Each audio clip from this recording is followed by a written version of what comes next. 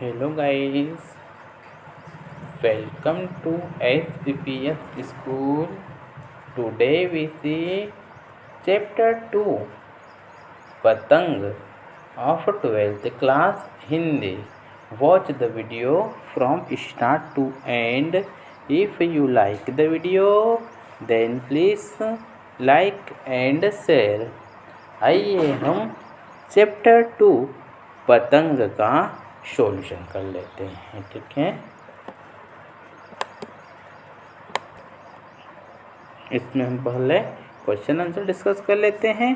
First question दिया गया है, सबसे तेज बौछारें गई भादो गया के बाद प्रकृति में जो परिवर्तन कवि ने दिखाया है उसका वर्णन अपने शब्दों में करें। ठीक है, पहले क्वेश्चन को ठीक से समझ लीजिएगा। सबसे तेज बौछारें गई भादो गया के बाद प्रकृति में जो परिवर्तन कवि ने दिखाया है उसका वर्णन अपने शब्दों में करें। ठीक है, तो इसका आंसर आ जाएगा पतंग। कविता में कवि आलोक धनवा ने, ठीक है, कवि आलोक धनवा ने बच्चों की बाल सुलभ इच्छाओं और उमंगों को प्रकृति के साथ उनके रागात्मक संबंधों का अत्यंत सुंदर चित्रण करते हुए यह अभिव्यक्त किया है कि भादो मास गुजर जाने के बाद, ठीक है, मतलब भादो का महीना गुजर जाने के बाद घनघोर बारिश समाप्त हो जाती है। ठीक है, घनघोर बारिश समाप्त हो जाती है, शरद ऋतु का आगमन होता है। ठीक है, और फिर शरद ऋतु का आगमन होता है, खरगोश की लाल आँखों जैसी चमकीली धूप निकल आती है। ठीक है, जैसे कि खरगोश की लाल आँखें, ठीक है, जैसी चमकीली धूप निकल आती है। इसके कारण चारों ओर उज्जवल चमक बिखर जाती है, आकाश साफ और मुलायम हो जाता है। ठीक है, और आकाश साफ और मुलायम हो जाता है।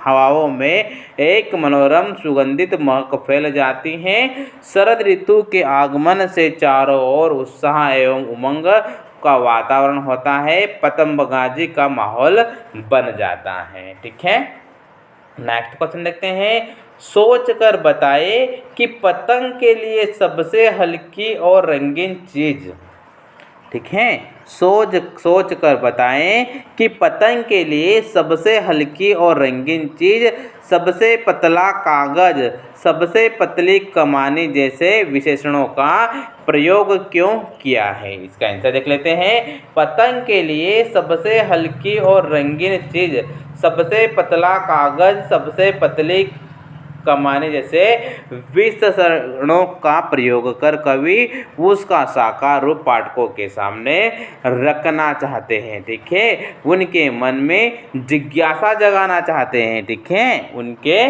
मन में जिज्ञासा जगाना चाहते हैं तथा पतंग को विशिष्ट बनाकर उसकी ओर उनका ध्यान आकर्षित करना चाहते हैं, क्योंकि विशेष वस्तु प्राप्त करने की लालसा सबके भीतर होती है। ठीक है, क्योंकि विशेष वस्तु प्राप्त करने की लालसा सबके भीतर होती है। ठीक है,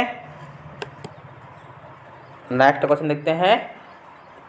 जन्म से ही वे अपने साथ लाते हैं, क्वेश्चन को ठीक समझेगा। जन्म से ही वे अपने साथ लाते हैं। कपास के बारे में सोचे कि कपास से बच्चों का क्या संबंध बन सकता है। ठीक है, तो इसका आंसर देखते हैं। बच्चों के पैर कपास की तरह नरम, मुलायम, हल्के फुल्के और चोट खाने में समर्थ होते हैं। ठीक है, बच्चों के पैर कपास की तरह नरम, मुलायम, हल्के फुल्के और चोट खाने में समर्थ होते हैं, इसलिए वे पूरे दिन नाच कूद करते रहते हैं। ठीक है, इसलिए वे पूरे दिन नाच कूद करते रहते हैं। पतंग को ऊंचाई तक पहुंचाने की धुन में वे इतने मगन हो जाते हैं, पतंग को ऊंचाई तक पहुंचाने की धुन में वे इतने मगन हो जाते हैं कि कपास जैसे मुलायम उनके तलवे जमीन की कठोरता का अनुभव नहीं कर पाते हैं। ठीक है, नेक्स्ट क्वेश्चन देखते हैं। पतंगों के साथ साथ में भी उड़ रहे हैं बच्चों को उड़ान से कैसा संबंध बनाता है? ठीक है, बनता है। इसका आंसर देख लेते हैं। पतंग उड़ाते समय बच्चे रोमांचित होते हैं। ठीक है, पतंग उड़ाते समय बच्चे रोमांचित होते हैं। जिस प्रकार पतंग आकाश में उड़ती हुई ऊंचाइयां छूती हैं। ठीक है, जिस प्रकार पतंग आकाश में उड़ती हुई ऊंचाइयां छूती हैं, उसी प्रकार बच्चे भी छतों पर डोलते हैं। वे किसी भी खतरे से बिल्कुल बेखबर होते हैं। ठीक है, वे किसी भी खतरे से बिल्कुल बेखबर होते हैं। एक संगीतमय ताल पर उनके शरीर हवा में लहराते हैं, जैसे वे खुद एक पतंग हो गए हैं। पतंग उड़ाते उड़ाते मानो उनके छोटे छोटे सपनों का पंख लग जाते हैं। ठीक है, पतंग उड़ाते उड़ाते मानो उनके छोटे छोटे सपनों को पंख लग जाते हैं। ठीक है, नेक्स्ट क्वेश्चन देखते हैं।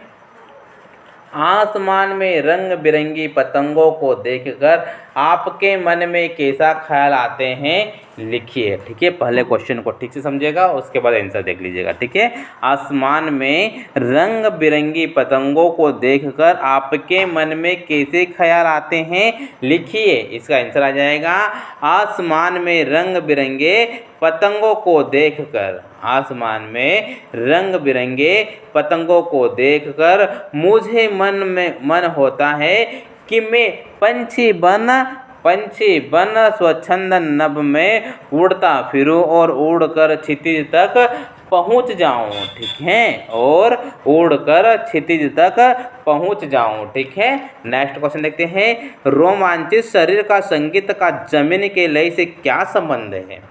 रोमांचित शरीर का संगीत का जीवन के लय से क्या संबंध है? इसका आंसर देख लेते हैं।